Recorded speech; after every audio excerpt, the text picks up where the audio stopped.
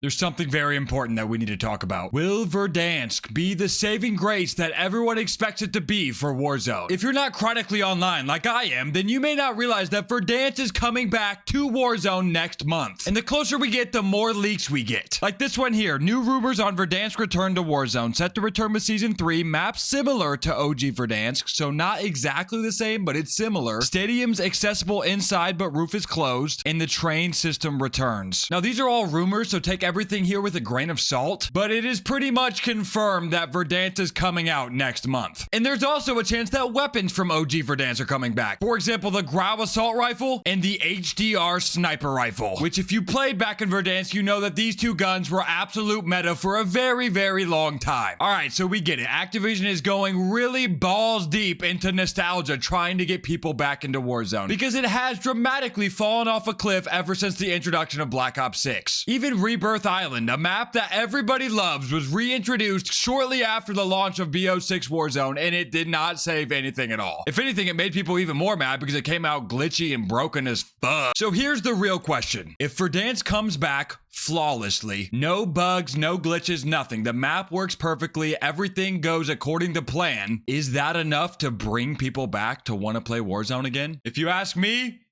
no. There are tons of game-breaking bugs and glitches that are still in the game since the game launched with Black Ops 6, and they're not fixed, and we're 3 months in. They literally pushed all content updates back with the launch of Season 2 so they could focus on fixing all these problems, and they basically fixed nothing. Mountaineer, a perk that's been in the game before, like it was in the game all of last year. They reintroduced it to this game and it took them a month to make sure it actually worked properly. That is insane to me. I don't understand what's going on. There's another thing I read on Twitter. Apparently they are releasing 15 bundles over the next 30 days, worth a total of $400 if you were to buy them all. And yet there are still basic issues wrong with the game that aren't being changed. And that's not even to mention the cheater problem, which they keep saying they're going to fix, but they haven't fixed it all. Here's a tweet showing that Call of Duty cheat providers 2Second, I don't know how to say that, and Tomware have stopped selling cheats after receiving a cease and desist letter from Activision. So if that's true, that's awesome. There's actually companies that sell these cheats that are getting shut down, but not all of them. There's still plenty of companies out there selling cheats that Activision can't shut down because they don't actually know who owns it. You have to know who owns the company in order to send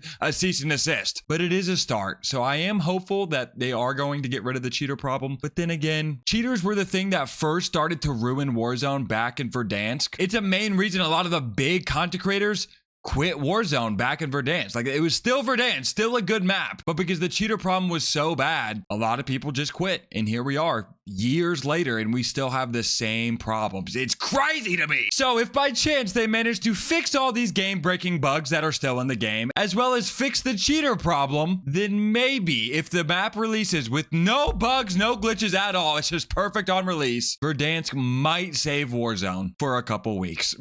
I hate being someone with that glass half empty mentality. I like to consider myself a genuinely positive guy most of the time. But after seeing mistake after mistake after mistake with how they're treating Warzone, it would be dumb for me to be hopeful that they're going to fix everything next month. Like, of course I want them to do the right thing and fix all these problems. Obviously I want this game to succeed. I mean, here I am still playing it at its worst time ever, but I'm tired of having blind optimism that these changes are going to happen because they've proven time and time again that they just aren't going to happen. A lot of people are speculating on what exactly they're going to do when they reintroduce Verdansk. Like, are they going to take away redeploys? Are they going to bring back being able to shoot out of the sky like you used to be able to do back in Verdansk? If you don't remember, you could literally cut your shoot and shoot people with your starting pistol as you're flying in. Personally, I think that was kind of cancer. I didn't like that. I'm glad that's not in the game anymore. It wasn't even really a skill gap. It was just annoying to get shot out of the air. You know what I'm saying? But to make it OG and go back to the OG Verdansk, there's changes like that, which I think were changed for the better, that they might bring back in order to make everyone want to come back and relive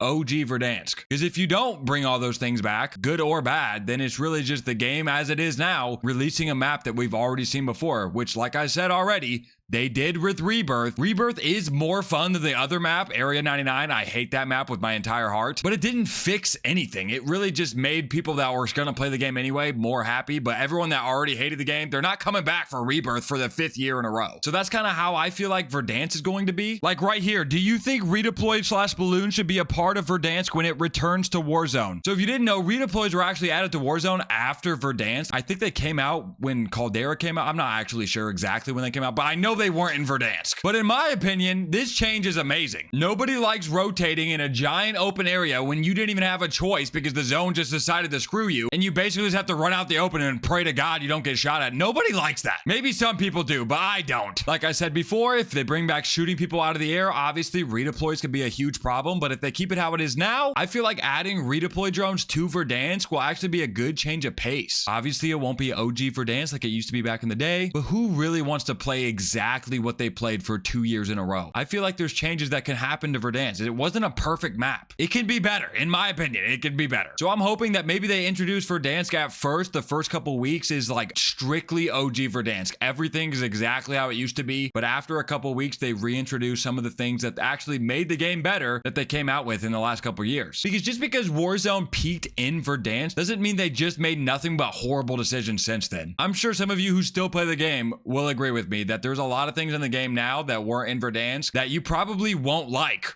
when you don't have them anymore. Another pretty substantial change that they made that was different from OG Verdansk is the heartbeat sensor. If you don't remember, in OG Verdansk, at the height of its popularity, that was the most overpowered thing in the game because it was your tactical, not your field upgrade, so you could have it on you as long as you have your loadout 24/7. It would never die. There wasn't a battery, nothing. It was just OP. And then eventually they nerfed it to where it didn't have as big of a radius. Then nobody used it because it was trash. Right now, I feel like the heartbeat is in a great spot. It's still good, but it has a battery life, and you have to give up another field upgrade to have it instead of a tactical. Hopefully they don't revert that change. That's a good change in my opinion. So I don't know. I guess we're gonna have to wait and see what they do. How OG are they actually going to get? I just don't understand how there's not more new maps. Like in the last 2 years, we've gotten one big new map with the launch of Modern Warfare 3 and one new Resurgence map with the launch of Black Ops 6. One big map, one small map. That is it in 2 years. And the small map is Area 99, which in my opinion, they could take out of the game tomorrow and I would not be upset at all. And then the big map, Urzikstan, has already been the main Warzone map for over a year with basically no changes at all. Yes, they added Superstore to it at the end of last year just to take it away when Black Ops 6 came out. Like seriously, why did they do that? It makes no sense to me. I don't get it. I guess they're releasing Verdansk this year, so they didn't want Superstore to be in that map and the new map at the same time.